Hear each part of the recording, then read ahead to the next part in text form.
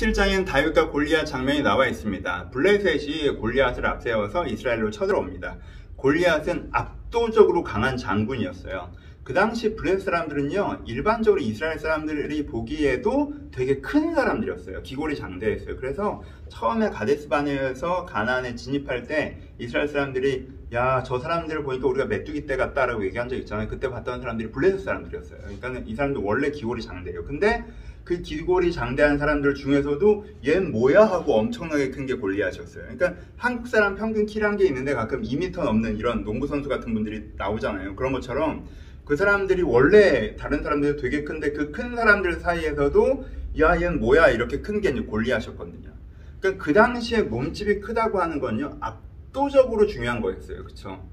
그렇잖아요. 이게 체급 차이가 나는 거니까. 이게 총으로 싸우는 게 아니라 사람이 훈련하고 무기를 든 사람이 이렇게 싸우는 거기 때문에 골리앗이랑 그러니까 웬만한 사람이 싸우면요, 어른이랑 애랑 싸우는 거예요. 애가 아무리 싸움 잘해봐야 뭐 어른이랑 싸우면 그렇잖아요. 체구가 이게 2배 차이 내면 여러분 허리까지 오는 애면 이제는 뭐 초등학교 저학년이랑 싸운다고 해봐. 이게 싸움이 됩니까? 안 되죠. 기본적으로. 그렇죠? 이 사람이 훈련되고 이 사람이 훈련되는 사람이라고 하면 이 체급 차이가 모든 걸 결정해 버리잖아요. 그러니까 이런 압도적으로 강한 장군인 골리앗이 생기니까 블레셋 사람들이 골리앗을 믿고 이제 쳐들어온 거죠. 그리고 뭐 하자고 그래요? 대장전 하자. 1대1로 붙자라고 하죠. 전쟁의 일반적인 룰에서 1대1로 붙자라고 하면 일단 응하는 것이 룰이었어요. 이게 사기 싸움이기 때문에 1대1로 붙어서 누가 더 센지, 니네 중에 제일 센, 우리 집이 제일 센 애 붙어봐서 그럼 누가 센지 보자라고 얘기하는 거거든요. 근데 이스라엘이 거기 응해야 되거든요, 원래. 그래서 이제 맨 제일 그걸 쳐내면 그 기세로 사실 거의 전쟁에 승리하는 거나 다름없는 그렇게 되는 건데 아무도 못 나서죠. 아무도 못 나서요. 골리앗이 너무 크니까 아무도 못 나서요. 그렇죠. 그리고 나가서 뭐 용기만 갖고 되는 게 아니라 나가서 이겨야 되잖아요. 저도 문제잖아요. 그러니까 이길 자신 있어야 나가는데 누가 나가겠어요. 그렇죠. 두려워서도 못 나가고 자신 없어서 못 나가고 아무도 못 나간단 말이에요. 그러니까 블레셋이 뭐라고 얘기해? 너희 하나님의 군대라며. 골리앗이 얘기해. 하나님의 군대라며. 하나님의 군대면 하나님의 능력으로 싸우는 거잖아. 너희가 힘이 약해서 하나님께 주신 능력으로 싸운다는 게 니네 어떤 그런 주장이잖아. 그럼 내가 아무리 피지컬이 좋아도 니네가 이겨야 되는 거 아니야? 근데 왜 나오지도 못해?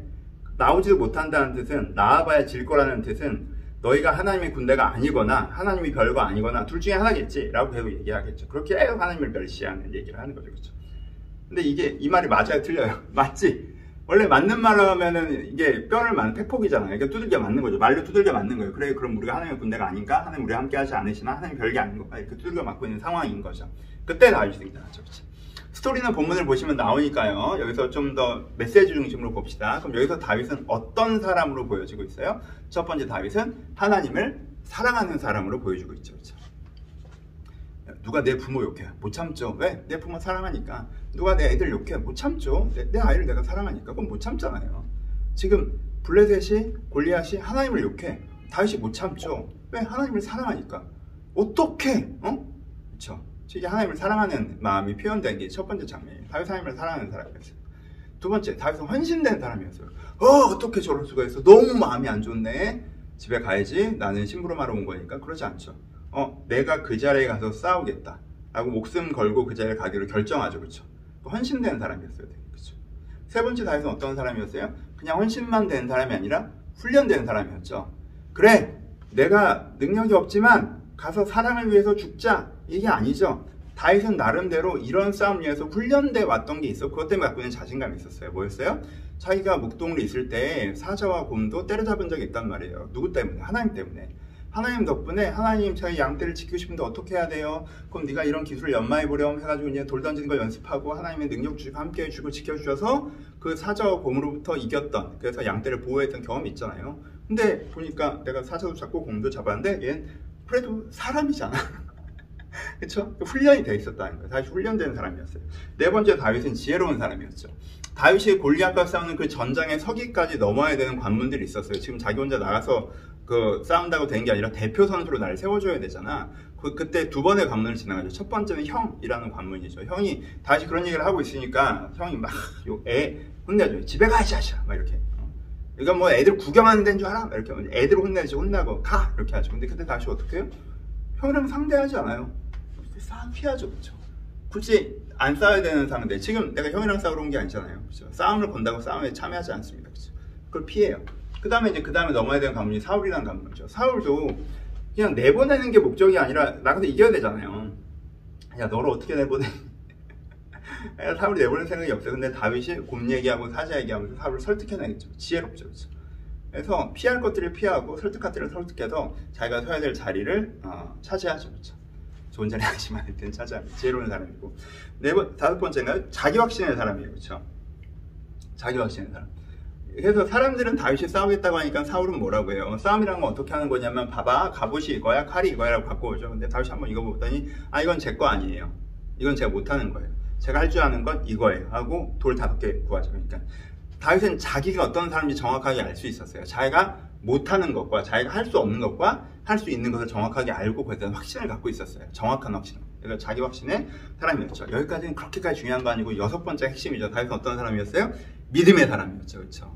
다들 환경 보는 거죠. 블레셋이 저렇게 센데 골리앗이 저렇게 키가 큰데 야, 저 칼과 와 진짜 이게 싸움이 되겠어? 아유 안 되지 안 되지. 뭐 봐요? 환경 보죠. 상황 보죠. 현실 보죠. 근데 다윗은 뭐라고 그래요? 너는 칼과 단창으로 내게 오지만 나는 만군의 여호와의 이름을 간다. 뭐예요? 믿음의 사람이죠. 지금 상황이 움직이는 게 아니야. 현실이 움직이는 게 아니야. 피지컬이 부딪히는 게 아니야. 전쟁은 하나님께 속한 것이니 이것을 주도하시는 이는 하나님이시야. 하나님이 정말 힘주시면 이길 수 있어. 정말 하나님의 군대, 하나님의 군인이 가져야 되는 그 믿음을 갖고 있죠. 전쟁은 하나님께 속한 것이고 만군의 여호와 이름으로 나아갈 때 하나님의 싸움이고 하나님께서 원하시면 내가 승리한다 라는 믿음을 갖고 있죠. 그 믿음이 다윗을 움직이게 하고 그 믿음으로 말미암아 승리하는 거죠. 그렇죠? 다윗은 믿음의 사람이었습니다. 보면 16장에 어떤 얘기가 나오죠? 바로 전장에 다윗의 중심에 대한 얘기하죠. 사람은 외형을 보지만 하나님은 중심을 보신다. 그럼 다윗이 어떤 중심을 갖고 있었던 사람인지 보여주는 장이 이 17장이라고 할 수 있어요. 다윗의 중심이 어땠어요? 왜 하나님이 다윗을 쓰십니까? 왜 중심이 아름답다고 하세요? 내가 중심을 봤는데 얘가 왕이 돼야 돼 라고 얘기하세요. 진짜 왕의 태도를 갖고 있잖아요. 얘 중심에 하나님을 사랑하고 하나님 앞에 헌신돼 있고 훈련돼 있고 지혜롭고 자기 확신이 있고 믿음이 있고 그쵸? 그쵸? 그래서 하나님께서 이 사람을 쓰신다 이러고 알 수 있겠죠. 그쵸? 그래서 하나님께서 다윗과 함께 하십니다. 그래서 골리앗을 무너뜨리시죠. 그리고 이 전쟁을 승리로 이끄십니다. 다윗이 하나님을 높이려고 목숨을 걸 때 하나님께서 다윗을 높이시죠. 그래서 다윗은 이 장면을 통해서 역사 속에 등장합니다. 다윗의 데뷔 무대라고 할 수 있죠. 그렇죠? 이 장면을 묵상하시면서 정말 유명한 장면이잖아요. 근데 이제 다시 봐도 또 가슴 뜨거워지는 부분이 있어요. 여러분들이 다윗의 그 고백들을 보시면서 다시 한번 은혜 받으셨으면 좋겠습니다. 적용해 보죠. 다윗을 본받아야겠죠. 첫 번째, 다윗 하나님을 사랑했습니다. 이거 첫 단추예요.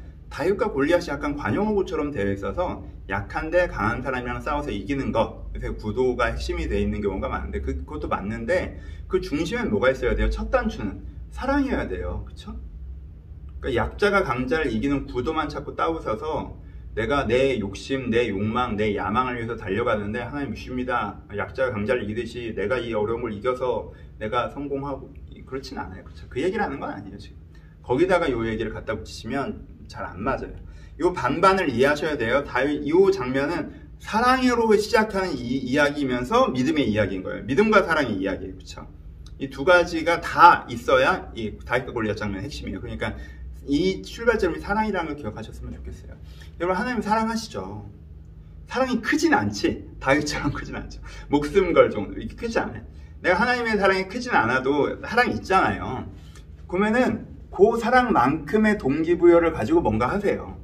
그러시면 돼요. 뭐 적용이에요. 이게 제가 뭐 추천드리는. 여러분들이 갖고 있는 만큼의 사랑으로 행동하세요.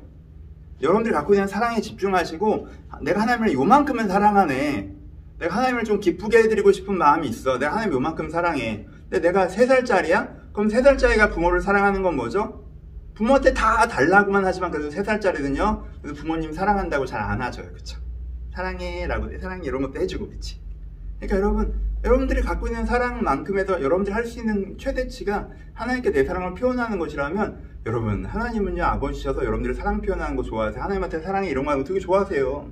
그러니까 그거 하시고 근데 내가 하나님을 위해서 그거 조금 청소년이라 이런 거 저런 거 할 수 있다 라면 또 그걸 하시고 너무 길어지면 이건 끝도 없는 설교니까 그리고 두 번째 하나님을 믿어야죠. 그렇죠? 이게 이 다윗 골리앗 장면의 핵심은 이거죠. 하나님을 믿으셔야 돼요. 하나님을 향한 사랑을 갖고 있고 선한 방향성을 갖고 있는데 아유 이게 맞기는 하지 근데 안 될 거잖아. 아유 골리앗이야 골리앗 안돼. 그러면 안 돼요. 여러분 그렇게 내가 믿고 움직이지 못하면 상황을 보고 두려워서 미리 포기해버리면 여러분 다윗이 역사 속으로 데뷔하지 못했을 거예요. 그렇죠? 다시 목동으로 돌아갔을 거 아니에요. 그렇죠? 그러니까 이 장면에서는 어떤 면에서는 사랑보다 더 중요한 게 믿음이죠. 그렇죠? 이 골리앗 장면에서 내가 적군을 향해서 달려나가는 너는 칼과 단창을 오지만 나는 만군의 여호와 이름으로 나간다. 여러분들의 방향성이 맞다고 생각하시면 여러분들 중심에 하나님을 향한 사랑이라면 내가 하나님의 이름으로 나아간다. 세상에 이게 안 될 것 같아도 약간 이게 필요하다는 거예요. 전쟁은 하나님께 속한 것이니까 이게 필요하다는 거죠. 그렇죠? 사울에게 없었던 거. 그렇죠?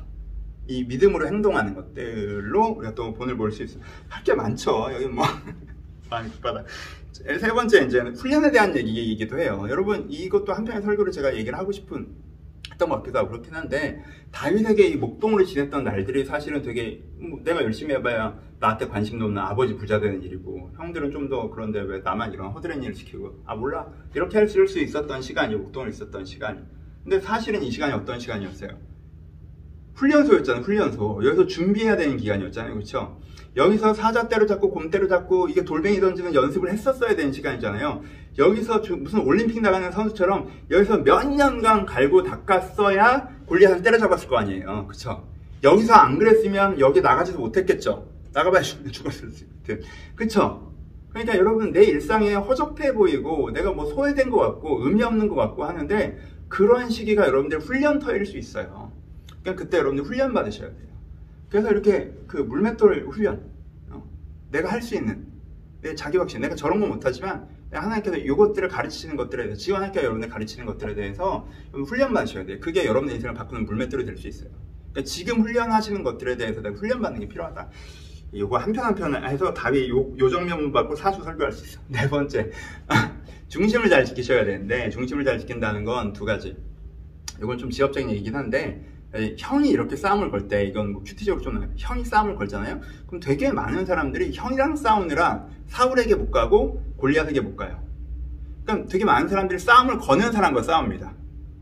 가까운 사람이 날 못 알아봐주면 그게 섭섭해가지고 형이 어떻게 나한테 이럴 수 있어? 이러다가 시간 다 보내요. 그러지 마세요. 여러분 지혜로우셔야 돼요. 중심을 잡으셔야 돼요. 싸움을 거는 사람과 싸우지 마시고요. 내가 싸워야 될 사람과 싸우셔야 돼요. 내가 마음에 거슬리는 것을 갖고 고민하지 마시고 내가 마음을 둬야 되는데 마음을 둬야 돼요. 이것도 한번 여러분 꼭 묵상해 보셨으면 좋겠어요. 오늘 너무너무 유명한 장면이죠. 말이 길어져서 죄송하고요. 이 정말 중요한 장면인데 제가 말씀드린 거 외에도 굉장히 많은 묵상하는 분들이 있으니까 여러분들 마음 깊이 묵상해 보셨으면 좋겠고 가장 중요한 건 전쟁은 하나님께 속한 것이니 여러분들이 정말 싸워야 될 그 순간이 있다면 하나님을 붙잡고 두려움 없이 달려나가는 여러분들이 되셨으면 좋겠습니다. 감사합니다.